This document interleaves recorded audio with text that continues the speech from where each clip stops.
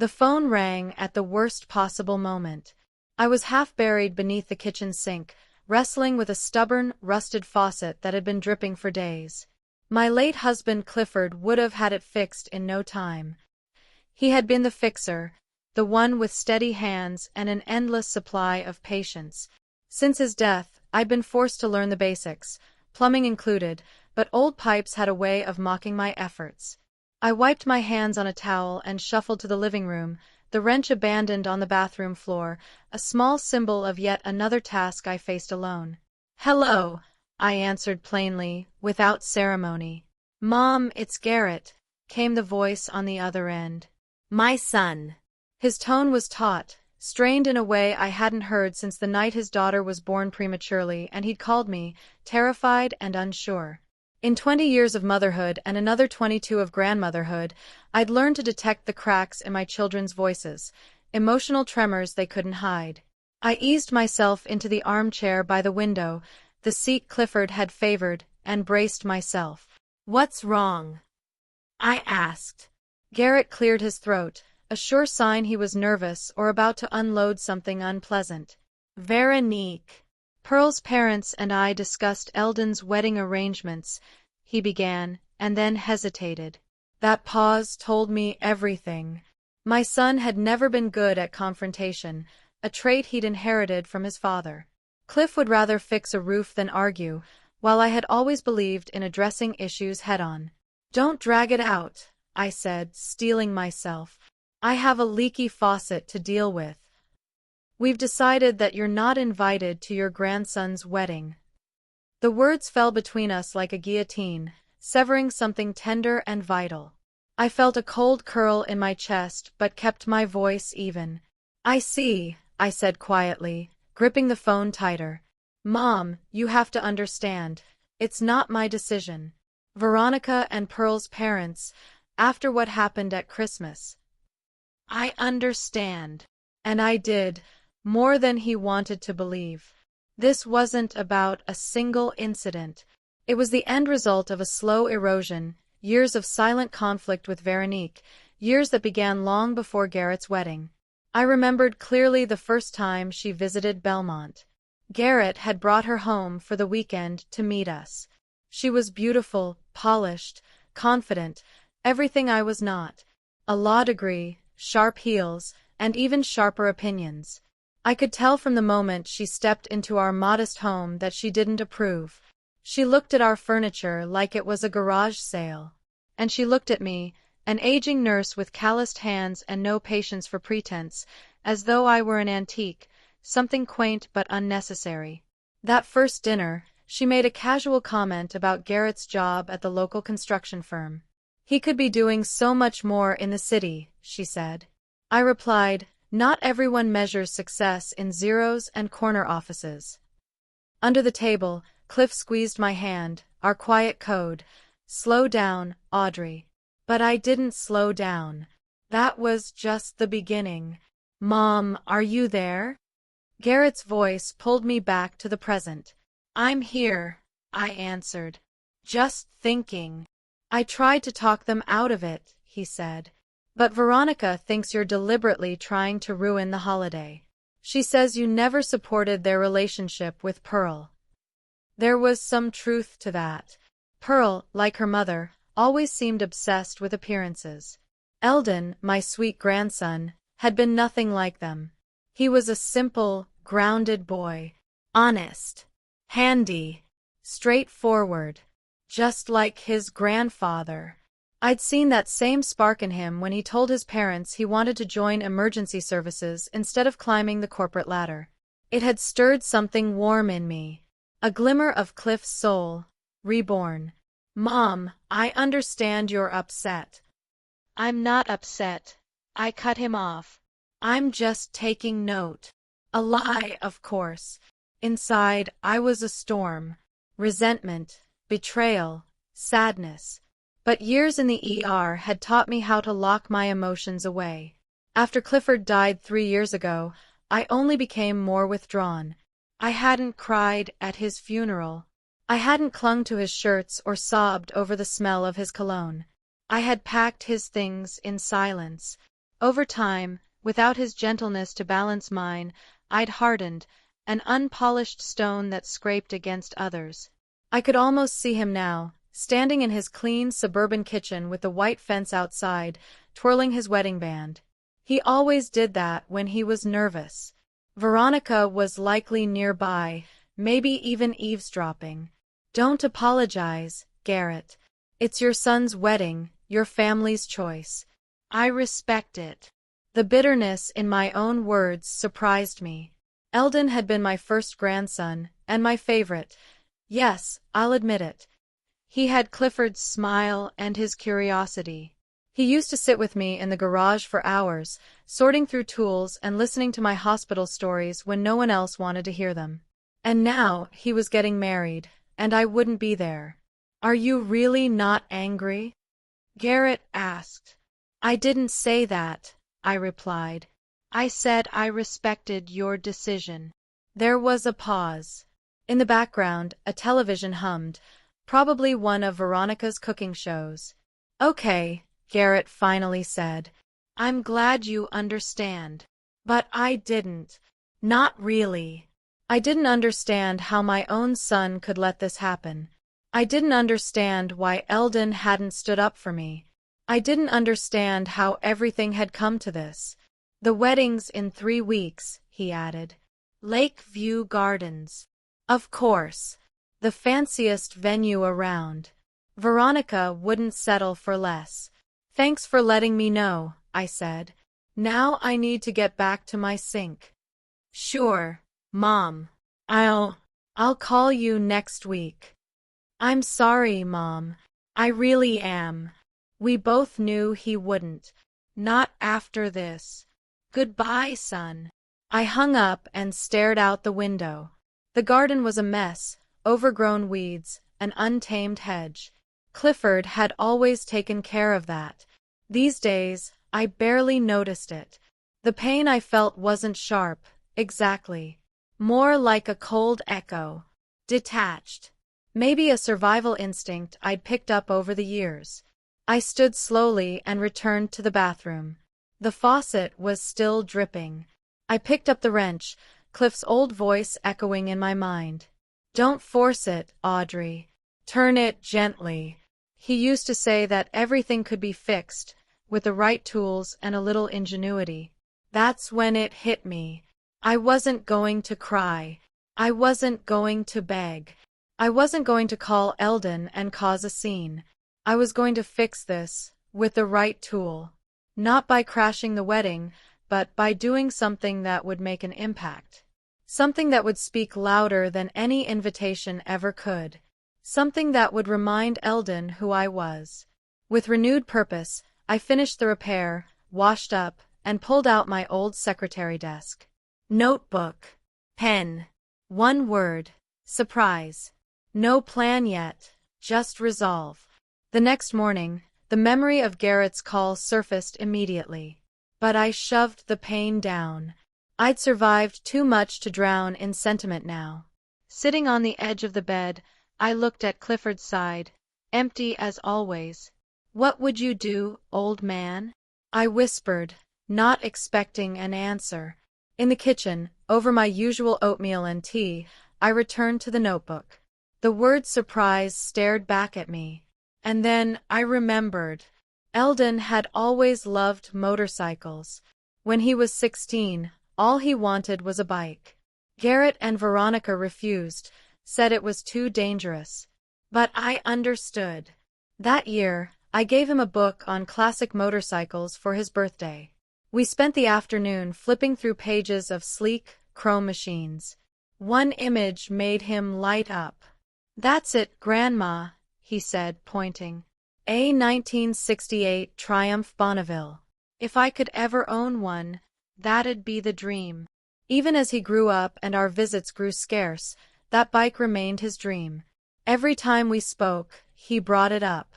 I told him once, "You'll have one someday." He'd laughed, not believing me.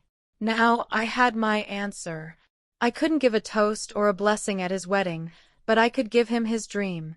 Where could I find such a rare bike? How could I afford it? I didn't know. But I knew someone who might. I reached for the phone and dialed a number I hadn't used in months. "Hello?" came a gravelly voice. Lennox Pryor, an old military mechanic and one of Clifford's closest friends. After Cliff passed, Lennox became my occasional lifeline, a man who could fix anything with wheels or wings. If anyone could help me track down a 1968 Triumph Bonneville, it was him.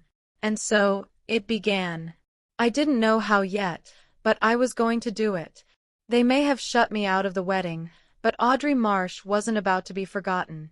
Not by her grandson. Not by her son. Not by anyone. Been very hush-hush. From what I understand, the bride's family is handling most of the arrangements, and they wanted to keep things small and selective. Martha's voice trailed off as she avoided my eyes. I smiled faintly, masking the familiar sting. Selective, huh? That's one word for it. I tried to keep my tone light, but I could see the pity flicker in her eyes. "I'm sorry, Audrey," she said gently. "It's not right. You've always been there for Eldon." I nodded, feeling a tight knot in my throat. "Well, I'll be there this time too. Just not on the guest list." By the end of that week, we had the engine reassembled, freshly cleaned and repainted. Lennox managed to track down a used gearbox at a swap meet for half the expected price.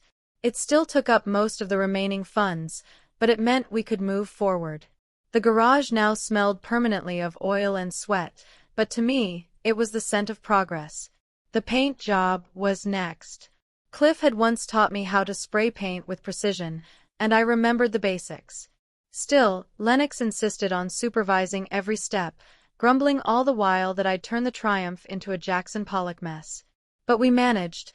Classic silver with blue detailing on the tank, just like the original model Eldon had shown me in that old photo years ago.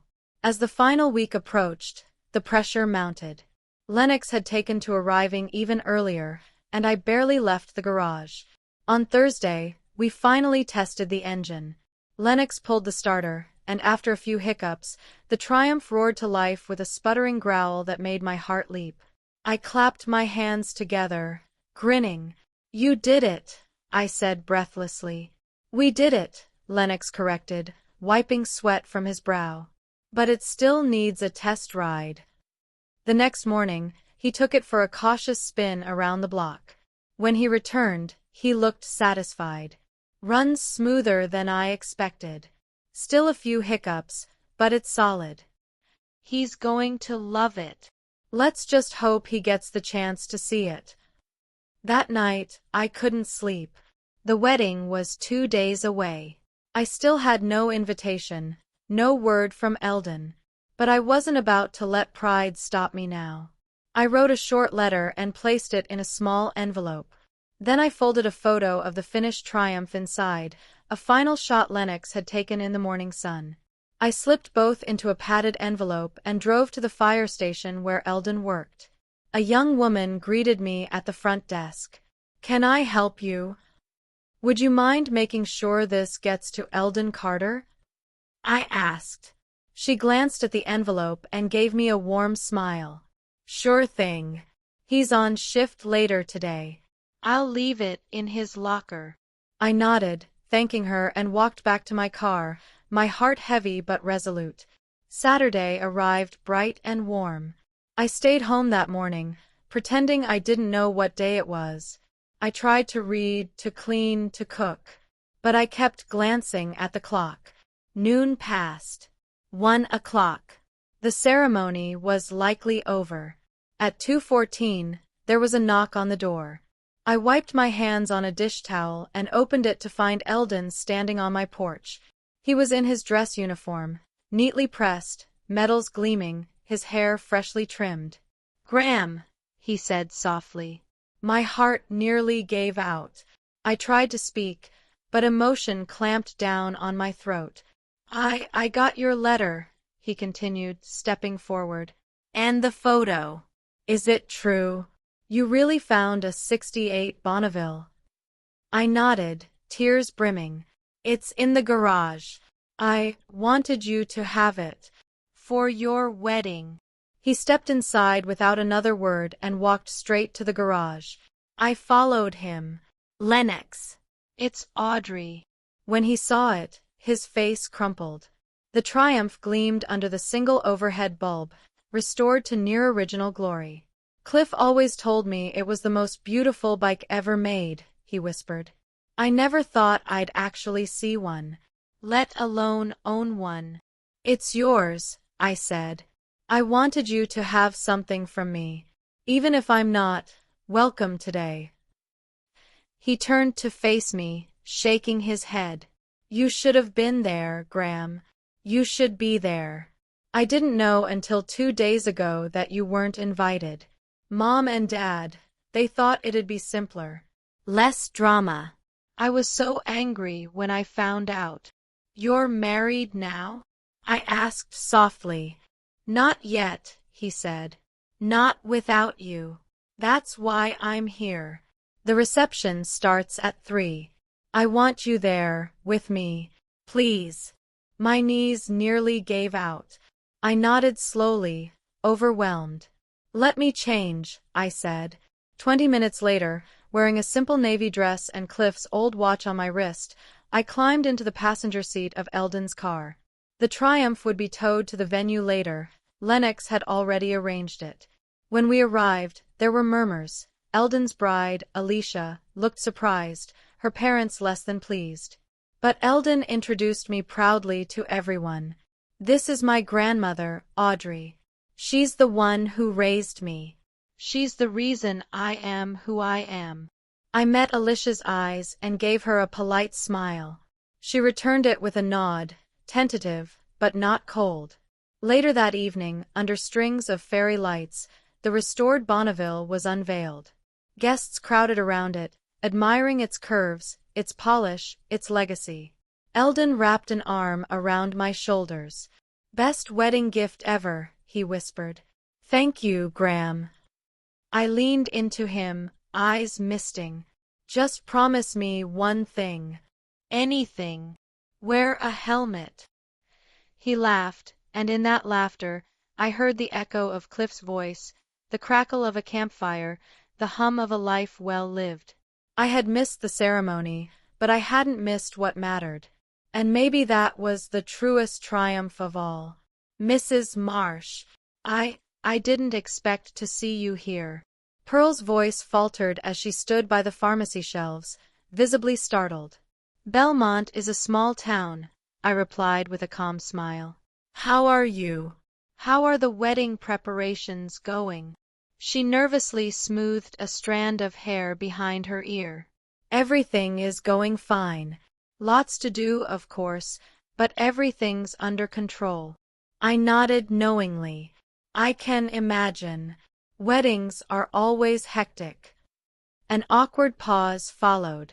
Pearl shifted uncomfortably, clearly unsure of how to act. She likely knew about the decision not to invite me and now bore the guilt of it. How's Eldon? I asked gently, deciding not to press the issue. I haven't seen him in a while. Pearl seemed to relax a little, as if grateful for the change of subject. He's fine, working hard, you know. It's a busy time for the rescue service, forest fires and all that. Yes, he's always been a workaholic, I agreed. Takes after his father in that respect. At the mention of Clifford, her expression softened slightly. Eldon talks about him a lot, she admitted. I wish I'd had a chance to meet him. That surprised me. I hadn't known Eldon spoke of his grandfather so openly with Pearl. Perhaps their connection ran deeper than I'd realized. Cliff would have approved of his choice, I said sincerely. He always said the most important qualities in a woman were intelligence and a kind heart. Pearl blushed slightly, her voice quieter now. Thank you, Mrs. Marsh. That means a lot. I decided to take a leap. Give Eldon my best regards. Tell him what I think of him, and that I wish you both happiness. She bit her lip, eyes shifting. I will, Mrs. Marsh. About the wedding. I want you to know. Her phone rang, cutting the moment short. She glanced at the screen and sighed. I'm sorry. It's my mother. I have to take this. Of course, I said with a nod. I won't keep you. She answered the call and quickly left the pharmacy, casting a guilty glance over her shoulder as she disappeared through the doors. I stood at the counter for a moment, reflecting on our brief but telling exchange. Here's your glue, Audrey. Joseph reappeared, holding a small tube. Thanks, Joseph, I said, reaching into my bag.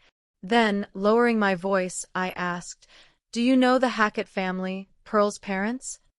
Joseph looked around instinctively, checking if anyone was nearby before leaning in slightly. Of course I do. Hard not to. The Hacketts are the kind of people who like everything to be by the book, especially Victoria, Pearl's mother. I remember when she caused a scene at the city library because her daughter's book was returned a day late. Really? I raised an eyebrow. Oh yes, he nodded. They care a lot about status. When Derek Hackett opened his first store, they lived modestly. Now they've got a mansion outside of town, and Victoria acts like she's always been part of high society. That explained a lot. If Pearl's parents were so fixated on appearances, then a blunt, straightforward nurse of a grandmother probably didn't fit their ideal of a perfect wedding. I see, I murmured, paying for the glue. Thanks for the information, Joseph. You're welcome, Audrey, he said with a warm smile. And good luck with your project.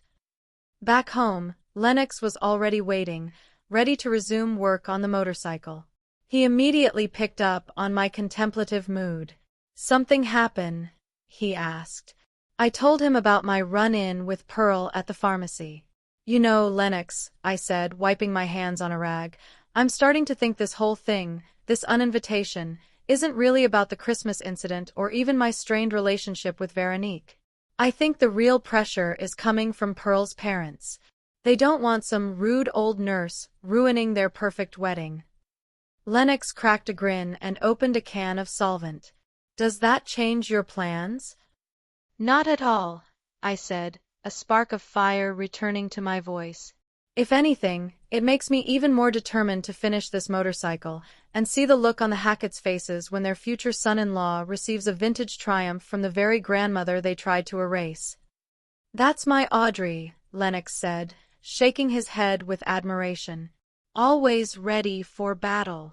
We returned to work with a new burst of energy. The engine had been almost completely restored, the transmission replaced, and the frame cleaned of rust and prepped for painting. There was still plenty left to do, electrical work, brakes, the paint job, final assembly, but the progress was undeniable. That evening, after Lennox left, I found myself alone in the living room, leafing through old photo albums. One photo caught my eye. Eldon at about 17, standing in the garage next to Cliff. Both were grinning, covered in grease, clearly proud of their handiwork. They just finished fixing Cliff's old Ford. I remembered how, after Cliff died, Eldon came to help me sort through his things. He spent a full week with me, repairing the leaky roof, trimming the overgrown garden, taking care of all the little things his grandfather used to handle. Grandma, I'll always be here for you, he had said. Just call. And he meant it. He always came when I needed help, until last year, when things with Pearl became serious and his visits slowed. I didn't blame him. Youth has its own priorities. But after today's conversation with Pearl, I began to suspect that it wasn't neglect or forgetfulness. Maybe Eldon was simply caught between two worlds, the ambitious world of his fiancée and her parents, and the more grounded, messy, beautiful world of his own family. I'd been in that position myself when I was younger, trying to please everyone and ending up pleasing no one. I wondered, did Eldon even know I hadn't been invited? Did he agree with it? Or had he objected, only to be overruled by louder voices? I sighed and closed the album. Whatever the answers, my decision remained unchanged. I would give Eldon the motorcycle of his dreams. And maybe, just maybe, That gesture would become the bridge he needed to walk between his past and his future. Over the next few days, Lennox and I pushed harder. The motorcycle was taking shape, the classic silhouette of a Triumph Bonneville becoming clear. We chose a deep blue paint with silver accents. It wasn't the traditional scheme, but Lennox said it would look damn impressive. "Only 5 days left until the wedding," he said as we wrapped up late Friday. "We'll make it," I said firmly. "Even if we have to work around the clock." He nodded. "We'll paint tomorrow, let it dry for a day or two. Then final assembly and tuning." "Sounds like a plan." After he left, I stayed in the garage for a while, quietly admiring our work. It no longer looked like a pile of forgotten parts. It was nearly a complete machine now, just waiting for the finishing touches. I ran my hand over the gas tank, imagining Eldon's face when he first saw it. "We're almost there, Cliff," I whispered to the silent garage. "I wish you were here. You'd have loved this." That night, I lay awake, my mind tangled with thoughts of the wedding, Eldon, and the Hacketts. I remembered Pearl's expression at the pharmacy, how she seemed to want to say something before her phone rang. Maybe it was an apology. Maybe it was nothing. But either way, my course was set. And soon, everyone would see the result. With that thought, I drifted off to sleep, dreaming of Cliff sitting astride a gleaming blue motorcycle, grinning at me with that familiar, crooked smile. The next morning, Lennox and I began the painting process. He insisted we do it at his old garage where ventilation was better and there was less dust. "Painting is an art, Audrey," he said seriously. "One speck of dust and it's ruined." I didn't argue. Over time, I'd learned to trust his expertise. We carefully loaded the prepped parts into his truck and drove to his shop on the outskirts of town. There, Lennox transformed into an artist, meticulously applying layer after layer of paint to achieve the perfect finish. I assisted however I could, handing him tools, steadying parts, keeping an eye on the temperature. By evening, most of the job was done. The parts, now painted a rich deep blue, gleamed under the garage lights as they lay drying on tables and shelves. "It looks amazing," I said, admiring the results. "Of course it does," Lennox replied proudly. "When we're done, this Triumph's going to look better than new." We agreed to meet again in 2 days for final assembly, once the paint had dried completely. That gave us 2 full days before the wedding. Tight, but manageable. On the way home, I stopped by the supermarket and ran into Martha near the produce section. Her face looked guilty the moment she saw me. "Audrey, I was just about to call you." "What's wrong?" I asked, instantly alert. She glanced around nervously. "Didn't you hear? Eldon and Pearl's wedding. It's been moved up. It's in 3 days now." My heart skipped. "What? Why?" "Something to do with Eldon's work," she shrugged. "Carol's in a panic, had to change all the flower arrangements. And the restaurant's not happy either."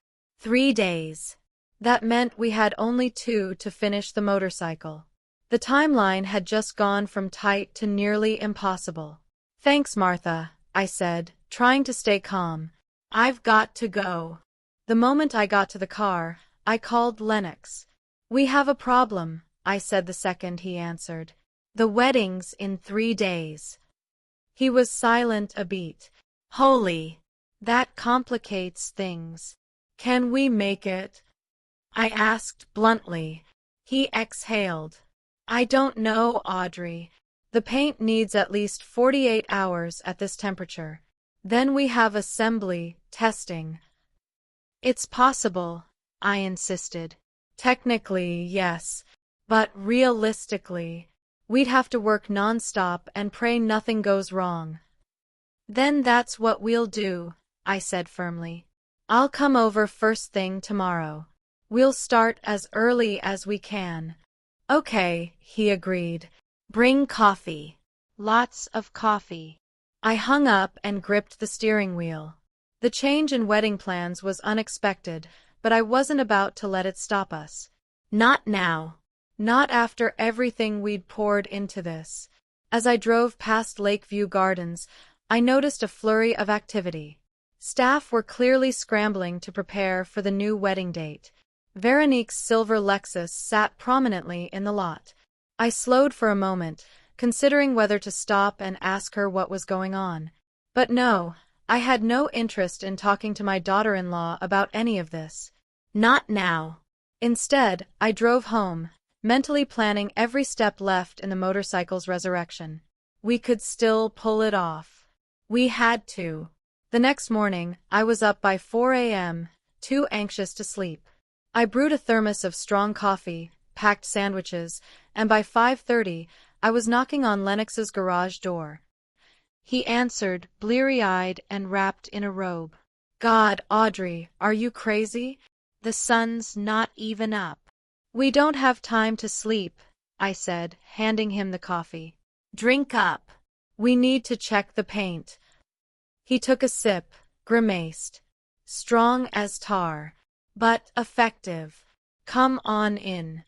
Inside, the garage was still dim, only faint dawn light filtering in through high windows. Lennox flipped the lights and we examined the parts. The surface isn't sticky anymore, he said, gently touching the gas tank. But it's not fully cured either. Ideally, it needs another 12 hours. We don't have 12 hours, I reminded him. The wedding's the day after tomorrow. We need to assemble it today, make sure it works, and deliver it tomorrow. Lennox scratched his head. We could start tonight, very carefully. If we're lucky and nothing gets damaged. I know it's risky, I said, but we don't have a choice. And with that, we agreed to spend the rest of the day prepping every single part for assembly. And then in the evening, once the paint had dried a little more, we began the final assembly. Lennox focused on the electrical system, wires, headlights, signals, while I polished the chrome parts that hadn't needed painting. We worked side by side in silence, both aware that the success of this entire project depended on our undivided attention. By noon, Lennox had completed the electrical work and moved on to the brake system. I finished the polishing and joined him. You know, Audrey, he said while tightening bolts on the brake cylinder, I never asked why you weren't invited to your grandson's wedding. What happened that Christmas? I sighed, the memory still vivid. Nothing much, really. We were all at Garrett and Veronica's house.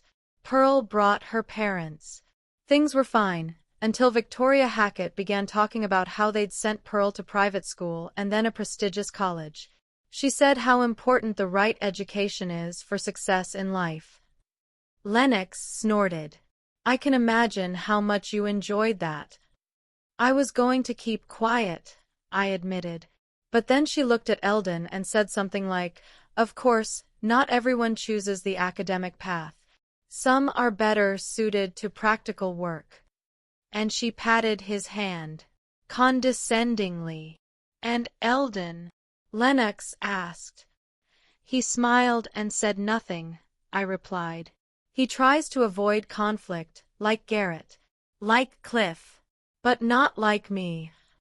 Lennox grinned. Definitely not like you. I said practical work saves lives, I continued, while many with the right education just push paper around. I said Eldon had chosen a noble profession he should be proud of, not apologize for. And then what? There was a pause. Then Victoria said she respected all professions, but that education opened doors to a better life. I told her better life was a relative concept. That for some, it wasn't about bank accounts, it was about finding meaning in what they did. Lennox shook his head. That doesn't sound like something worth getting disinvited over. That was just the beginning, I admitted. Veronica tried to change the subject. She showed off a diamond ring Garrett gave her for their anniversary. Then Derek Hackett, Pearl's father, remarked that it was a cute little ring. I couldn't resist. I said some men give diamonds to make up for what they lack elsewhere. Lennox laughed. Audrey Marsh, you didn't. I did, I said, allowing myself a small smile. Veronica nearly choked on her turkey. Victoria went pale. Derek blushed. Pearl just got up and left. And Eldon, I paused. He looked at me like I'd betrayed him. Then he followed Pearl. They came back about half an hour later, but the night was already ruined. The Hacketts left soon after. I hadn't seen them again, until I ran into Pearl at the pharmacy. You sure know how to throw a party, Lennox teased. I was wrong, I admitted. I ruined the evening with my barbs. That kind of snobbery always triggers something in me. It's the arrogance. Maybe it bothers me because you and well, we built everything ourselves. No fancy schools or wealthy families. That's no excuse, though, Lennox said gently. No, I nodded. It's not. I should have stayed quiet, for Eldon's sake.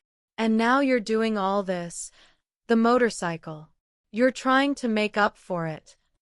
I thought for a moment. Not just that.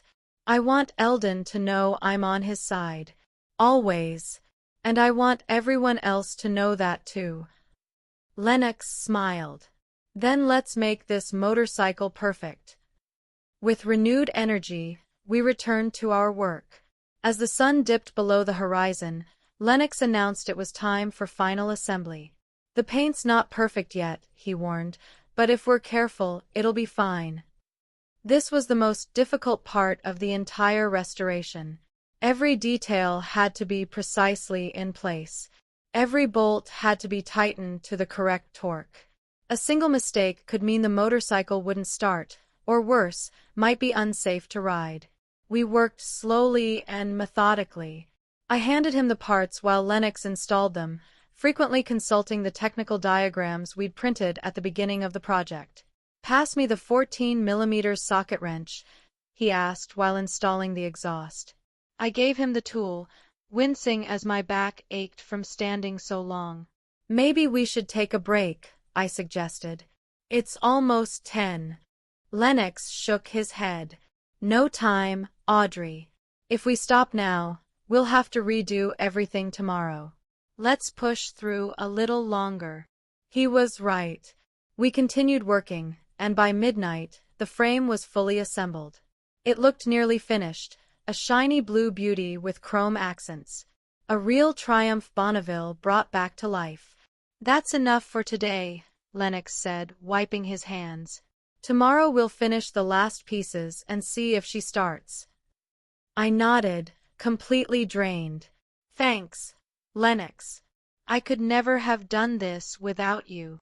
Don't thank me yet, he replied with a grin. We're not finished. The next morning, I was back at the garage early, though not quite as early as the day before. Lennox was already working, installing the seat and handlebars. Good morning, he said. How'd you sleep? Not well, I admitted. I kept thinking about the motorcycle and tomorrow. I get it, he nodded. But first, let's finish the job. By noon, the motorcycle stood complete in the middle of the garage, gleaming in the golden light. It was a work of art. Ready for the moment of truth? Lennox asked, handing me the key. I took a deep breath. Let's do this. He explained the nuances of starting an older model, the ignition, the throttle, the kickstarter. I listened closely, trying to memorize every detail. Then I climbed onto the seat. It sagged gently under my weight.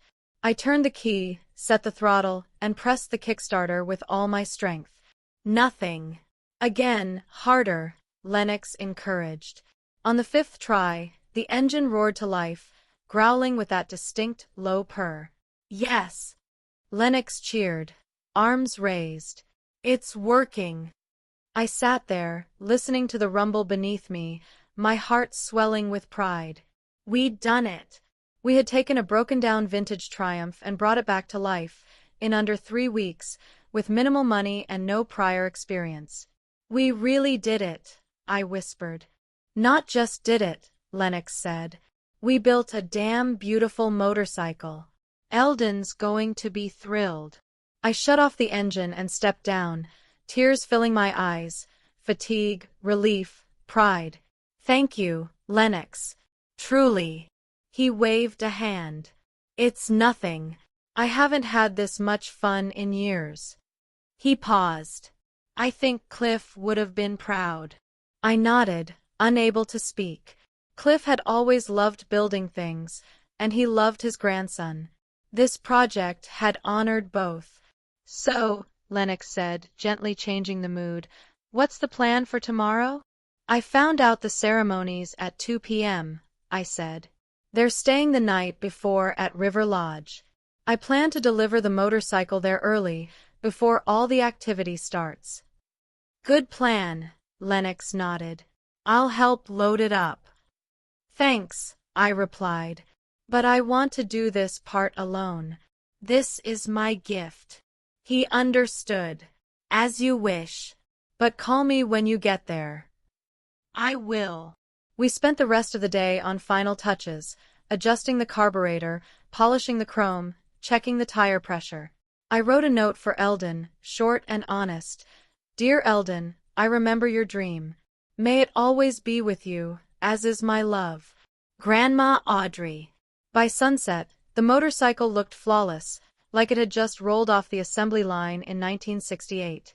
The best I've ever worked on, Lennox agreed. We loaded it onto the trailer, secured it, and covered it. I'll pick it up at 7 a.m. and take it to River Lodge, I said. Hopefully I'll be there before they wake up. Call me, Lennox reminded me. When I got home, Doris Fletcher was waiting on my porch. Of course she was.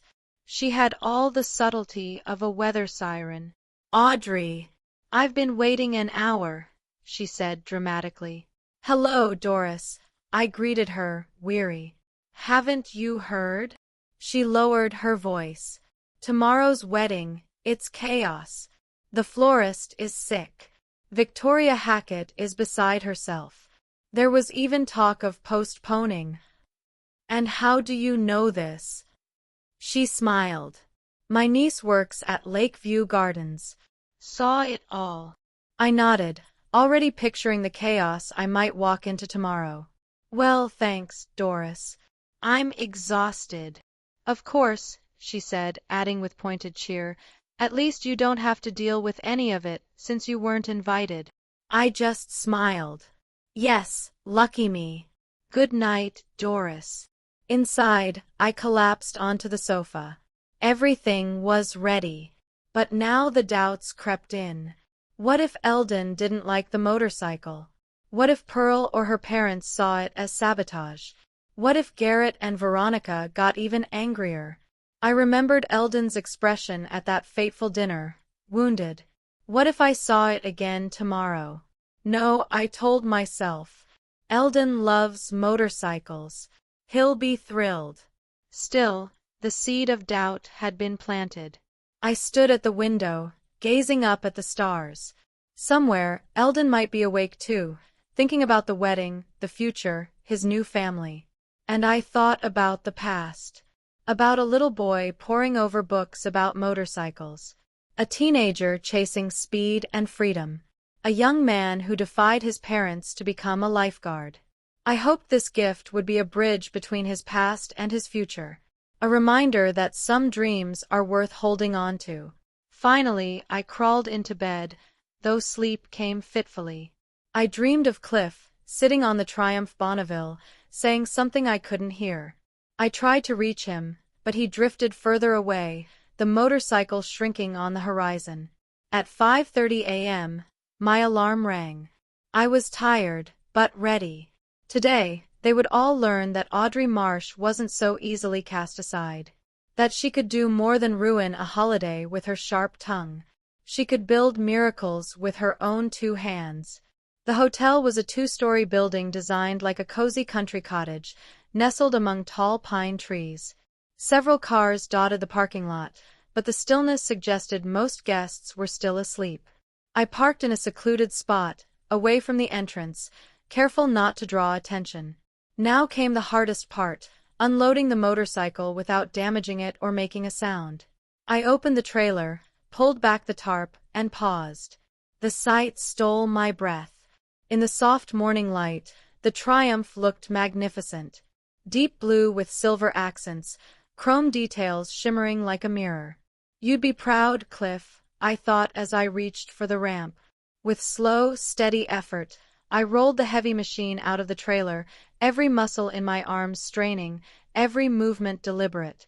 Silence clung to the dawn, broken only by early birdsong and the whisper of wind in the leaves. I pulled a folded note from my pocket, fastened it to the handlebars, and took a long, measured breath. All that remained now was to call the front desk and let them know the bike had arrived. I pulled out my phone and searched for the hotel number. I was just about to press call when a voice behind me made me freeze. Grandma. I turned. There he was, Eldon, my grandson. He stood a few steps away in sweatpants and a t-shirt, clearly fresh from a morning jog. His eyes widened, flicking from me to the motorcycle and back again. Eldon, I breathed, my heart suddenly thudding. Good morning. What are you doing here? What is that? He asked, taking a cautious step forward. His gaze locked onto the motorcycle. I watched the emotions flicker across his face, surprise, recognition, disbelief. Is that a Triumph Bonneville? He whispered, moving closer. A68? I nodded, unable to speak. He walked around the bike slowly, taking in every curve, every shining surface. His hands hovered over the handlebars, the chrome, the polished gas tank, reverent and awestruck. Grandma, this is amazing, he said softly, genuine admiration coloring every word. I smiled, tension melting from my shoulders. Happy wedding day, Eldon. It's perfect, I said. He couldn't stop staring at the motorcycle.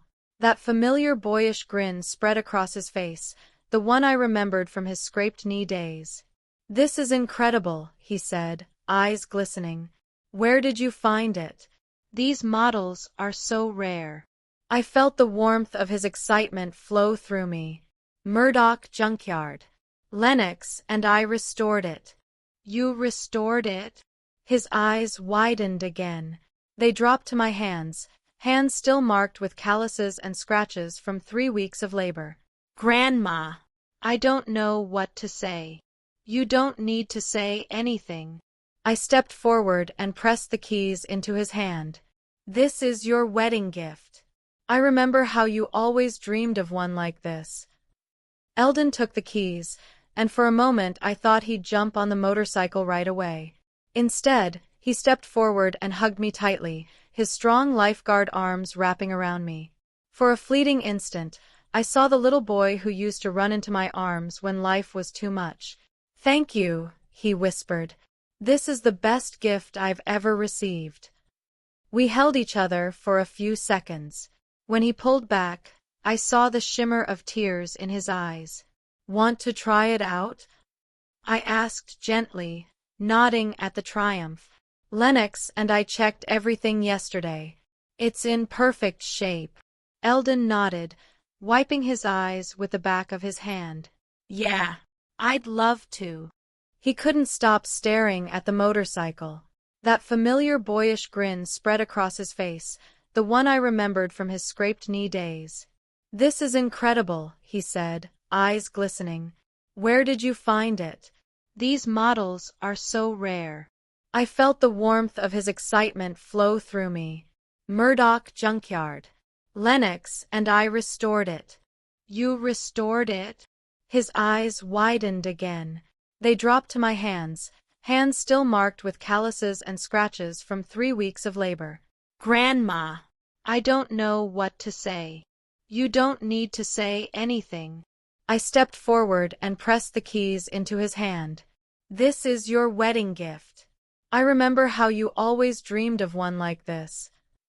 Eldon took the keys, and for a moment I thought he'd jump on the motorcycle right away. Instead, he stepped forward and hugged me tightly, his strong lifeguard arms wrapping around me.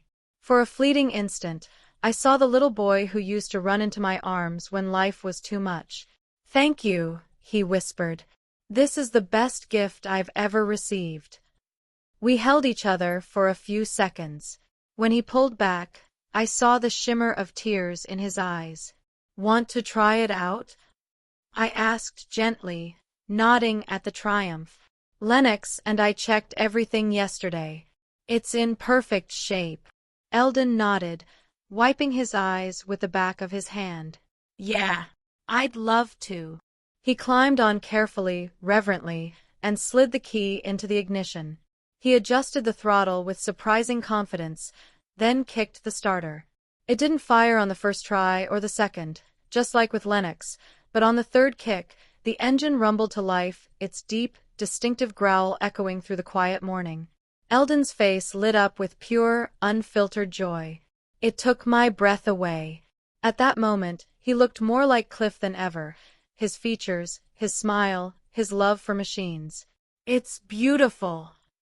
Eldon shouted over the engine noise. "Just perfect!" I smiled, my heart full. Every moment of the last few weeks, every bruise, every sleepless night, had been worth it for this. For that smile. He turned off the engine and climbed off, still beaming. "Grandma, I don't know how to thank you. This is the most thoughtful gift ever." "I'm glad you like it," I said simply. "I wanted you to have something special on this day." His face changed. Something more serious surfaced. "Grandma, about the wedding. I'm so sorry you weren't invited. I tried to talk to my parents." I raised a hand to stop him. "It's okay, Eldon. I understand. After that Christmas dinner." "It's not just that," he said quickly. "It's complicated. Pearl's parents, they're really particular. Everything has to be perfect by their standards. And Veronica, well, you know how she is."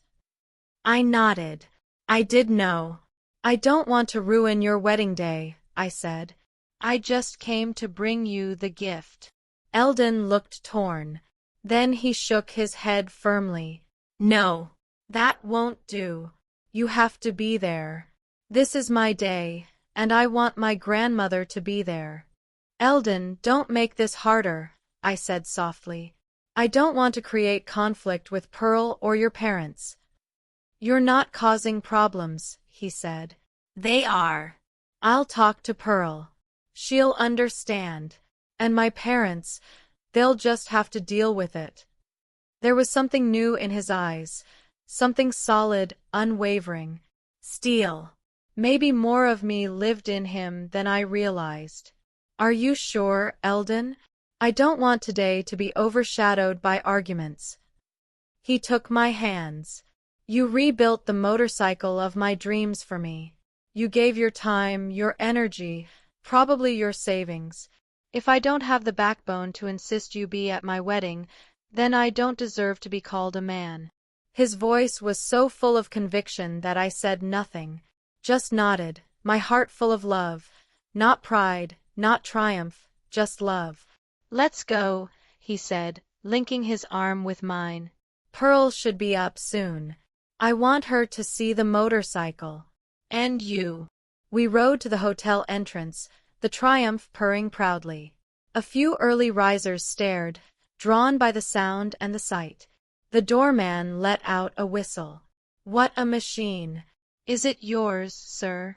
"It is now," Eldon said proudly. "A wedding gift from my grandmother." The doorman turned to me, his eyes full of new respect. "You're a great-grandmother, ma'am." I smiled. "I try." We left the Triumph under the doorman's watchful eye and entered the quiet hotel lobby. Only a sleepy receptionist stood behind the desk. "Good morning, Mr. Marsh," he greeted Eldon. "Early jog." "And a very good one," Eldon replied. "Is my fiancée awake?" "I'm not sure, sir. But her parents came down about 30 minutes ago. They're in the restaurant." Eldon turned to me. "Let's talk to Pearl's parents first." Better to explain everything before they see you with her. My stomach tightened. Meeting the Hacketts wasn't part of the plan, especially not after Christmas, but I understood. As you say, you know better how to handle future in-laws. We made our way to the hotel restaurant, a small, elegant room with large windows overlooking the river. Derek and Victoria Hackett sat by the glass, impeccably dressed and impeccably smug. Eldon squeezed my hand and approached. Good morning. They smiled when they saw him, until their eyes fell on me. Their smiles froze. Mrs. Marsh, Victoria said coldly. What are you doing here? My grandmother came to give me a wedding gift, Eldon replied evenly, and I invited her to stay for the ceremony. A silence fell. Derek frowned. Eldon, we discussed this. A decision was made. No one considered my opinion when that decision was made, Eldon replied firmly. Today is my day. And Pearl's. I want my grandmother here. I had never seen him like this, so composed, so resolute. His voice carried a weight I hadn't heard before. Eldon, dear, Victoria said carefully, we've already made all the arrangements. The seating is set. The menu. Add another chair, Eldon interrupted with a smile. I'm sure the chef can handle one more plate. The Hacketts exchanged a glance, thrown off balance. What will Pearl say? Victoria asked. And your parents? I'll talk to Pearl, Eldon said. And to my parents. But first, I want you to see the gift my grandmother gave me. I think it might change your opinion. He led them outside. Reluctantly, they followed. When Derek laid eyes on the Triumph, he froze. Is that a real '68 Bonneville? In this condition? Yes, Eldon said proudly. My grandmother found it in a junkyard. She and her mechanic friend restored it. Victoria blinked. You restored it? I shrugged. I had good hands, and a great teacher. My husband taught me not to be afraid of tools. Derek circled the motorcycle, his gaze intense. That's impressive. Restoring something like this, it takes real skill. And money.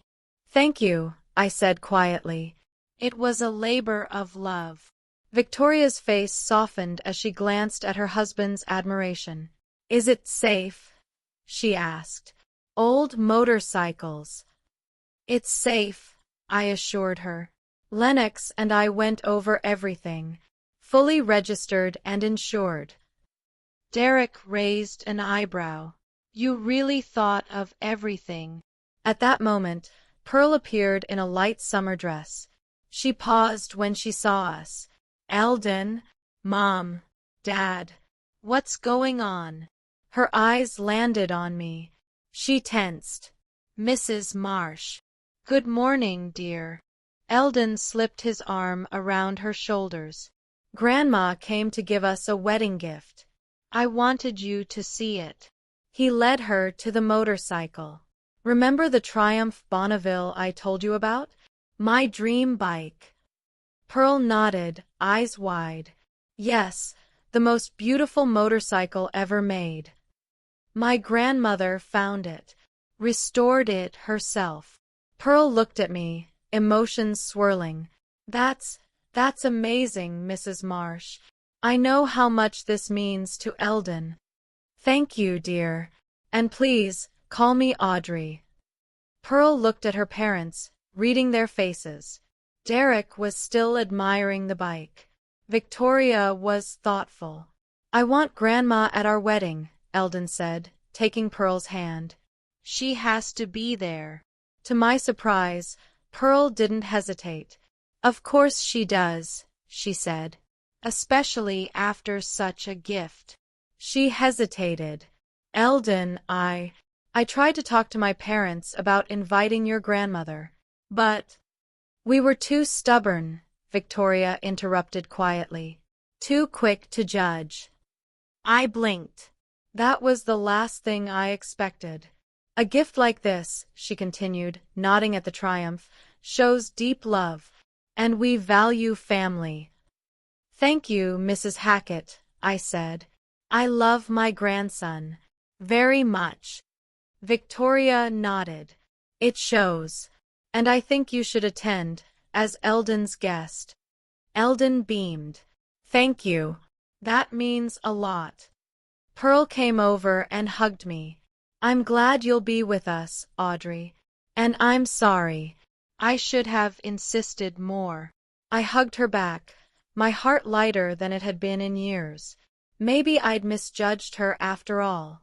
Yes, we did, my son said firmly. And maybe we were wrong. He walked over to the motorcycle, examining it with evident interest. Did you do this, Mom? Did you restore it? I nodded. With Lennox's help. But yes, we did most of the work together. Garrett shook his head slowly, and for the first time in years, a genuine smile crept onto his face. That's amazing. You've always been full of surprises. Then he turned to Veronica, who still looked tense and uncertain. Look at this motorcycle, honey. It's a work of art, and Mom did it, for our son. Veronica reluctantly approached, her arms still crossed but her eyes drawn to the triumph. She studied it silently for a few moments. Her face remained unreadable, but I saw something flicker in her expression, a glimmer of reluctant respect. It's impressive, she finally said, her tone guarded. But Audrey, that doesn't change the fact that your comments at Christmas were inappropriate and hurtful. You're right, I admitted, tamping down my instinct to defend myself. This wasn't the moment for pride. I was harsh and unrestrained, and I apologize. Victoria Hackett raised an eyebrow, clearly caught off guard. Even Veronica looked surprised by my candor. Well, okay, she said after a pause. I accept your apology. It wasn't a warm reconciliation, but it was a start. And right now, a start was enough. Eldon, who had been standing beside Pearl, smiled at us, visibly relieved. Derek Hackett, ever the one to break awkward silences, stepped forward. I think we need to let the restaurant know there'll be one more guest. And maybe we should think about where to park that beautiful motorcycle. It would be great if it could be at the entrance to Lakeview Gardens during the ceremony. Excellent idea, Mr. Hackett, Eldon agreed enthusiastically. Grandma, what do you think? I smiled, brushing my hand gently over the polished chrome. If you want your motorcycle to be part of the ceremony, I'm all for it. My motorcycle? Eldon echoed, shaking his head in disbelief. I still can't believe it. A 1968 Bonneville Triumph. My dream. I noticed how Pearl looked at the motorcycle, not with indifference or jealousy, but with sincere affection. And at that moment, I realized I may have been too hard on her. She truly loved my grandson, and she loved all of his dreams too. Well, said Victoria, glancing at her watch. We all need to get ready. The ceremony is in a few hours, and we still have a lot to do. Everyone nodded and began to disperse, full of quiet excitement. Eldon lingered for a moment and gave me a long, heartfelt hug.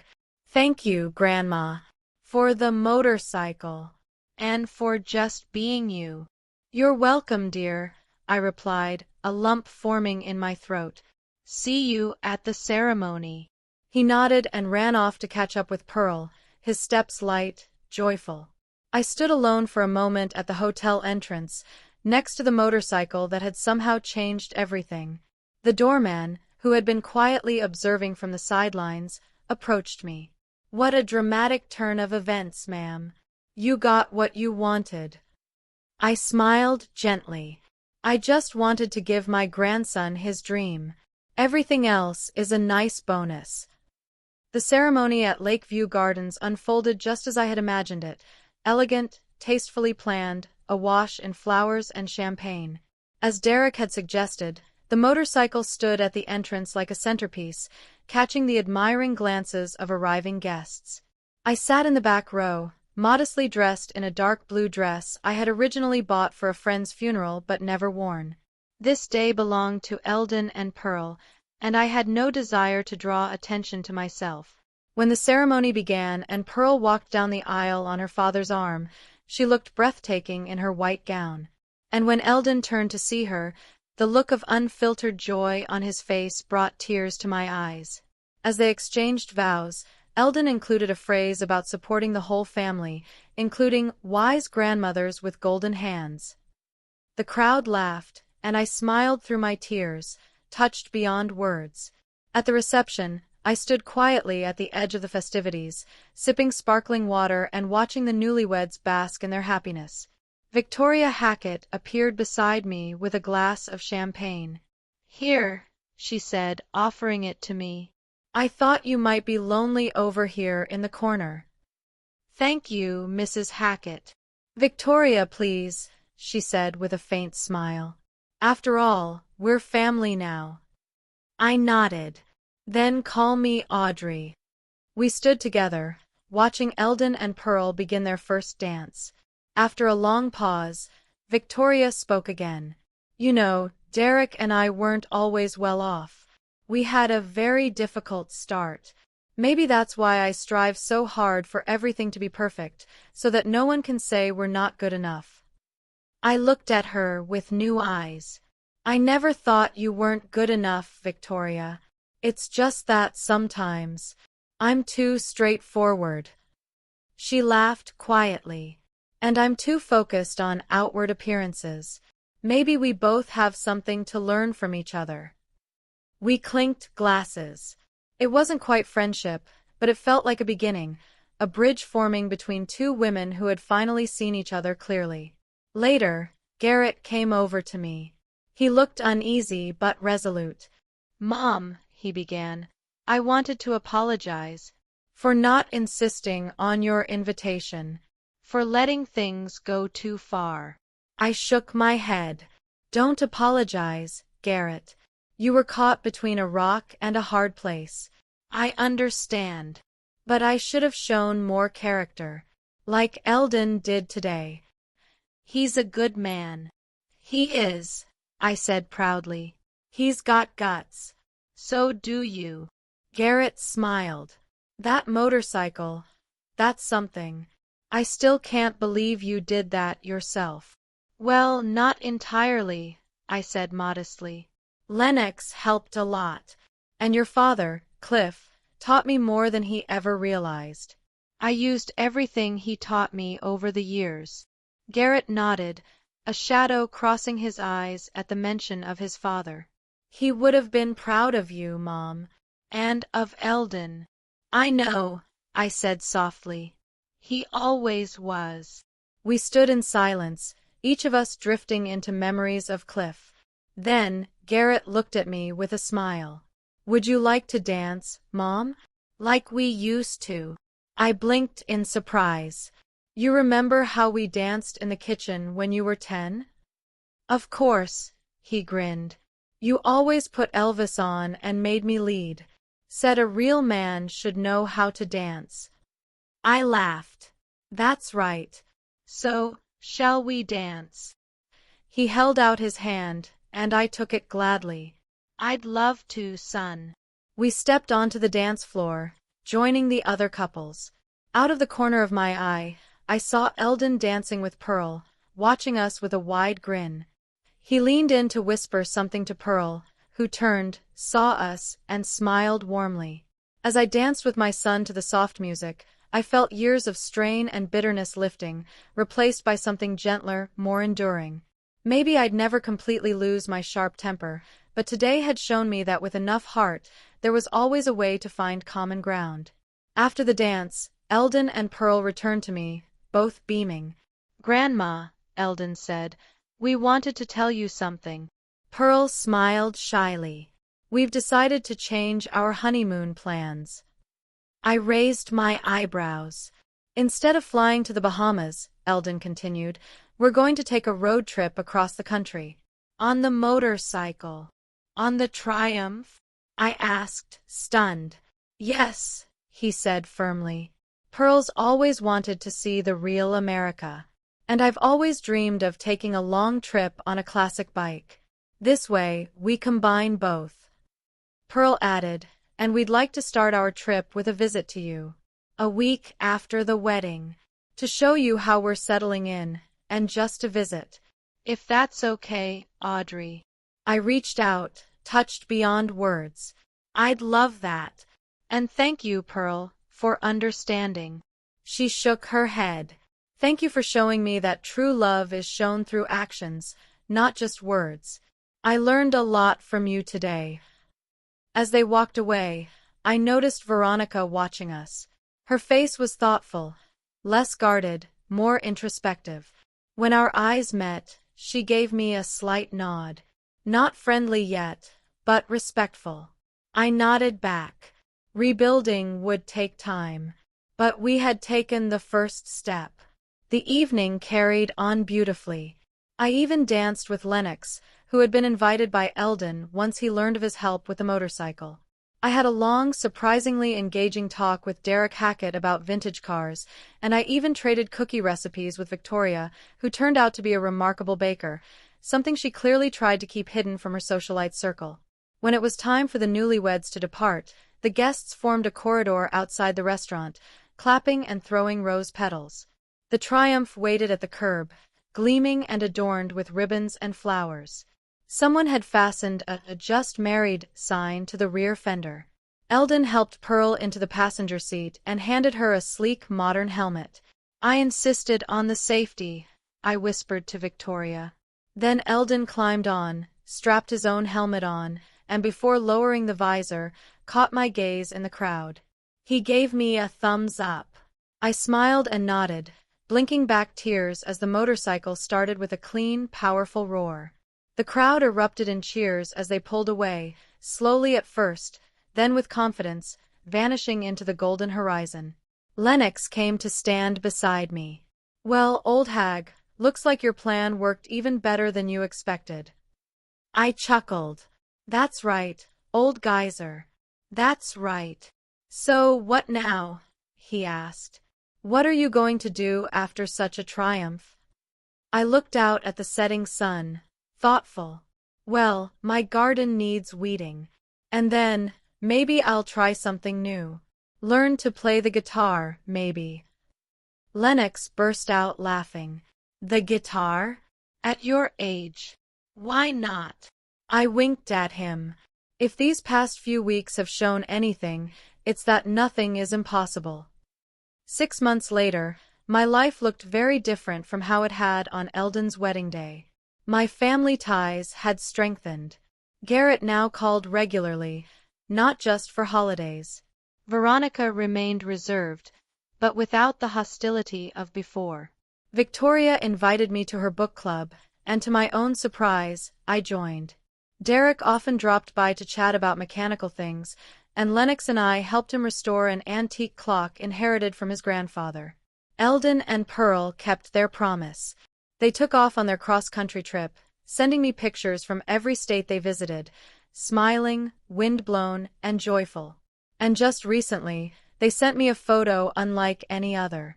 Pearl, standing next to the Triumph, her hand on her belly. A gentle roundness just starting to show. On the back of the photo, a note, Grandma, you're going to be a great grandmother soon. We hope you'll teach the baby everything you know. With love, Eldon and Pearl. I held the photo to my chest for a long time, letting the warmth fill me.